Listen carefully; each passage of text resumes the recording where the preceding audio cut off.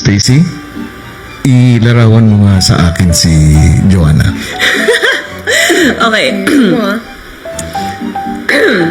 Si Joanna po kasi, simula nung nag-audition po ako, like, first ever callback po, siya na po yung parang nakasama ko po sa isang hotel, same po kami ng hotel, tapos lagi po kaming sabay kasi yung, pag may service po, kunwari pagpapunta, lagi ko na po siyang nakakasama, and nung nag-bootcamp po kami, nakikita ko po siya palagi, tapos parang nakita ko siya as, sobrang galing niya po talaga. Natakot po ako kay Joanna before nung bootcamp kasi ang galing-galing niya. Sobrang galing niya kumanta, sumayaw, as in total package po talaga. So, isa po siya sa mga nakitaan ko ng potential na, ay, grabe to, baka siya yung magpatalsik sa akin. Baka mamaya ma-eliminate ako dahil sa kanya kasi magaling po talaga si Jo. And ayun, napakahusay din po niyang leader po ng BINI kasi alam niyo po yung may authority po siya and marunong po talaga siyang makisama, umintindi.